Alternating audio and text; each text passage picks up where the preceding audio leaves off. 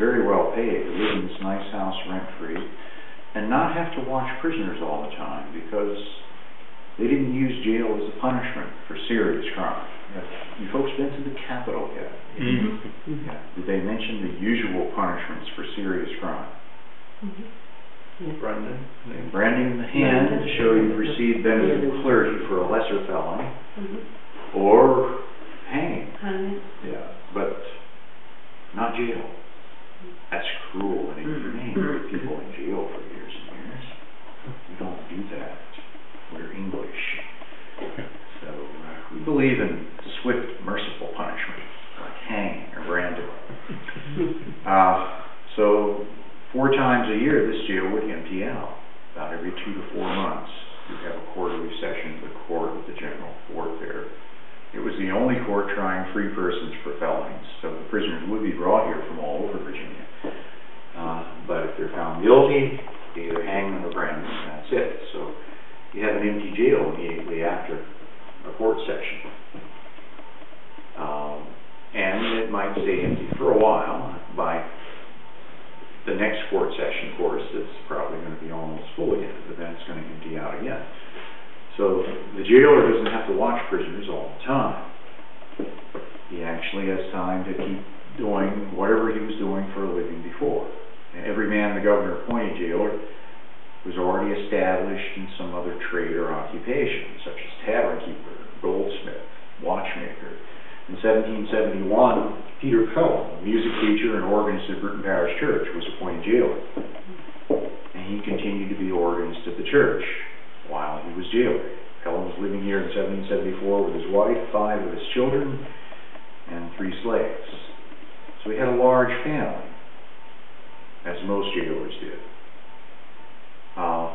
The governor, of course, is the one appointing the jailer, so he's obviously deliberately selecting family men for the position. Why would he do that? What do family men have that single men don't? It would make them better at watching accused murderers and thieves waiting for their trial. Maybe responsibility? Certainly, family men have a reputation for being more stable and more responsible, yes. And that's definitely something the governor would be thinking somebody to about. cook the meals for the prisoners. Yeah, that's the really important thing. Yeah. Family men with lots of daughters make wonderful jailers. They have lots of cooks to fix meals for the prisoners. Of course, many hands make light work there. You might find them down in the cellar of the house on a typical day. That's where the kitchen was. They're fixing the cornmeal mush and salt meat that the prisoners got once a day, as well as better food for their own family. Sons can make themselves useful too, chopping and hauling firewood for the kitchen, fetching a doctor for sick prisoners. But why would this be good for the government? The jailer has a family helping him. More votes for the governor? Excuse me? More votes for the governor? Or the governor was appointed, he wasn't elected. You know, the governor is appointed by the king. He represents the king. And of course the governor in turn appoints many important offices such as the jailer here. Why is this good for the government? The government in general, not just the governors specifically. In fact, it's really taxes.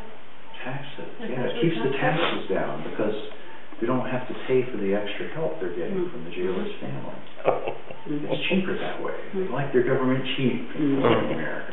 They didn't worry as much about kids being exposed to parents' occupational hazards.